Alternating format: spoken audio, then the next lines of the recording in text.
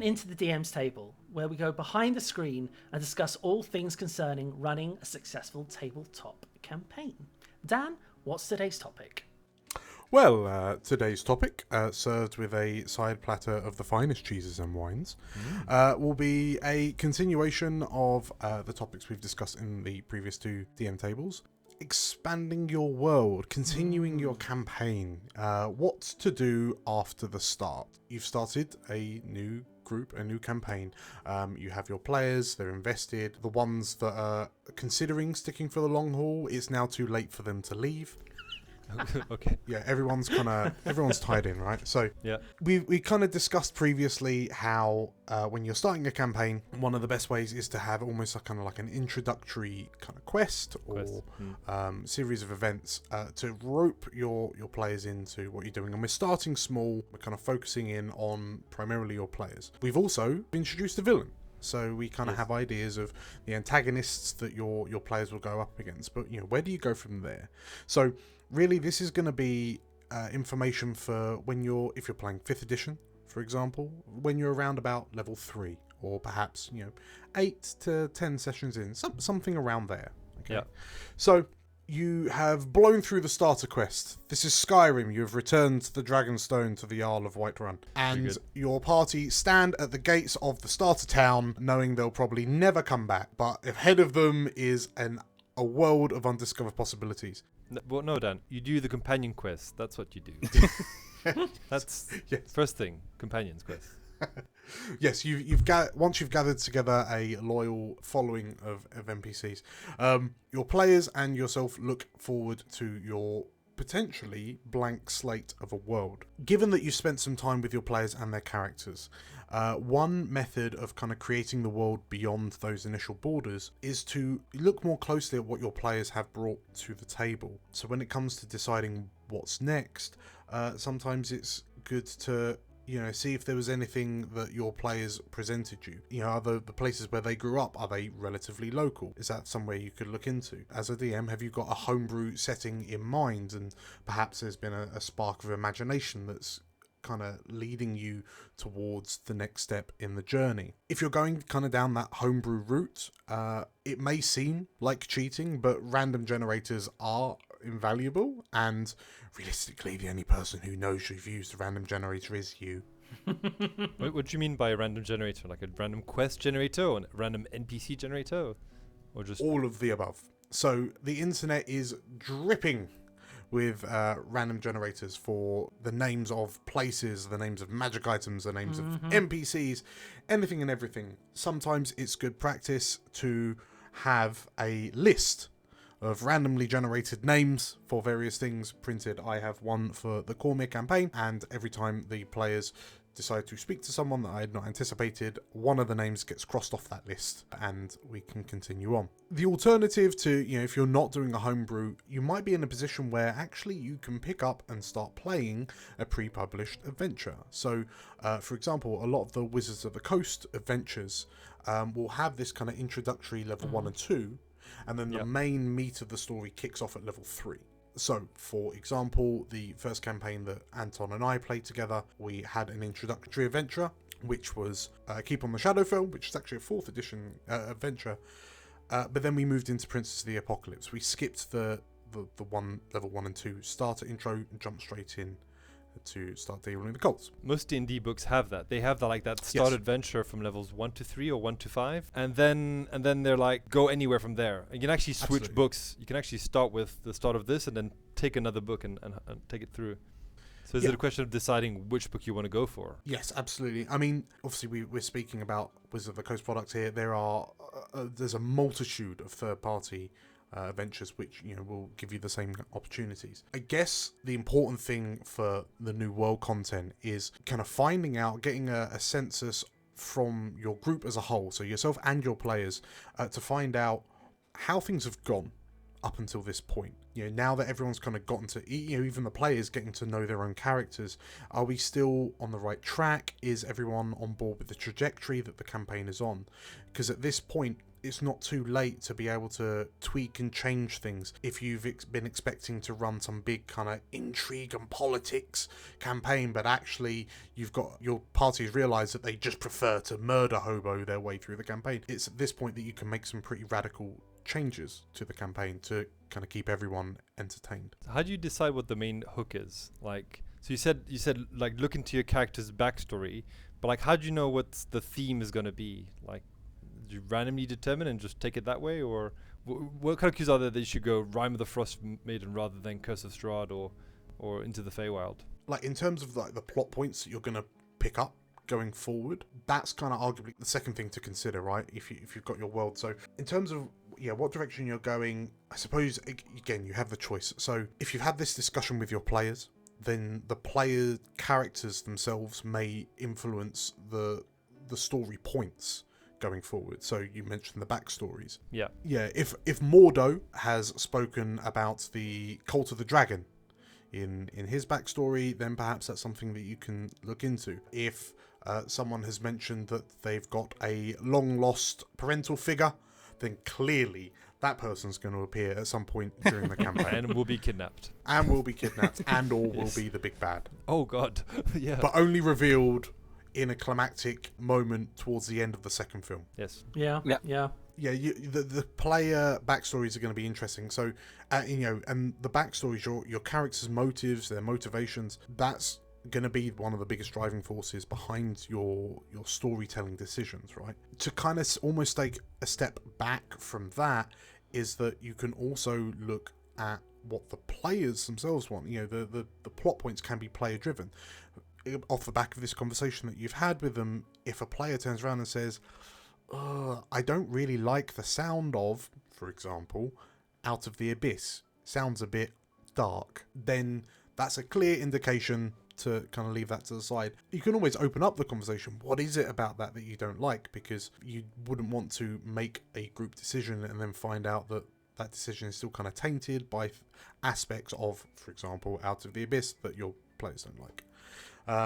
And the players themselves may also have expected that they would like something, but now they've played for long enough that they've realised that this isn't quite gelling. The one thing to remember with this is that the DM is also a player. So if you as a DM, you've sat down and thought, I've got this fantastic idea, and you're 8 to 10 sessions in and you're thinking, what have I done? That feeling is arguably not going to get better with time. That will not age well. What is that, when you've chosen the wrong what theme for the story, the wrong type of story, the wrong baddie? What does that come from? Anything or everything. We've discussed how it is important to be honest with yourself and your fellow players. Yeah. Because at the end of the day, D&D is something designed to be fun. And if you find yourself in a position where you think to yourself, I thought this would be great, but actually the reality has not matched up to the expectation. You end up slogging through the Underdark for 10 sessions and you're like... Precisely. Many of my campaigns have fallen down because of stuff like that. I've started them, I've dreamed big, and just getting into it. I usually, after 3 sessions, I have that... I refer to it as the third session blues.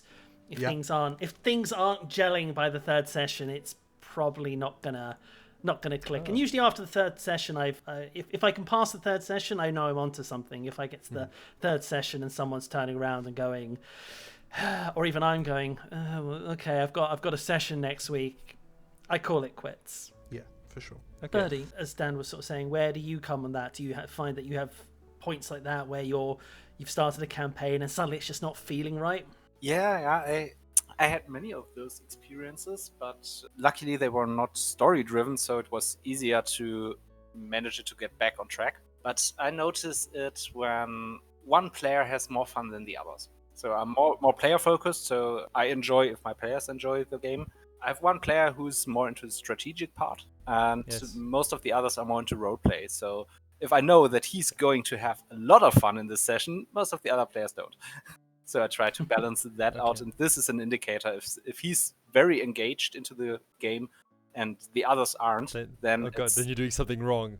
You're like, this guy's having too much fun. I'm obviously doing something wrong. He's having too much fun, so all others don't have.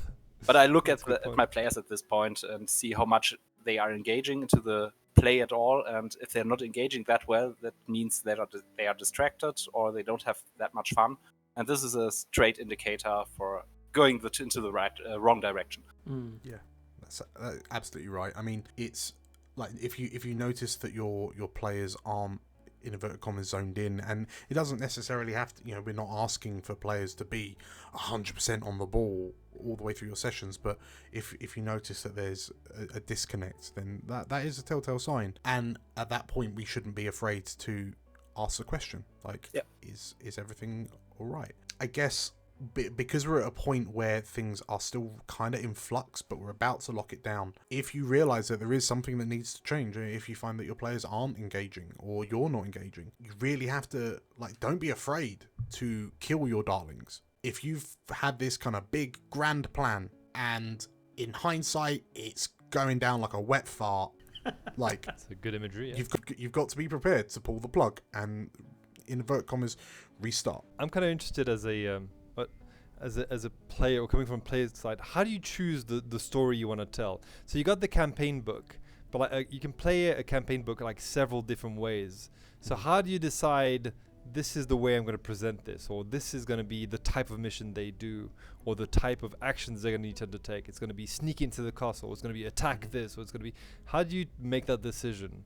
So you mentioned, okay, there's a baddie, there's the background, but then is there anything else to make that choice, or do you just pick one and see if it sticks? So it's difficult to give a specific, like, catch-all answer beyond the fact that, the only answer I can really give is it wholly depends on your group, right? So to use a relatively recent example, so Wizards of the Coast recently released Wild Beyond the Witchlight, which was their new Feywild themed adventure. Yep. It is the first campaign book that they've written that actively allows you to run a combatless campaign, if you so wish. Every combat encounter that it expects, it then gives you an out.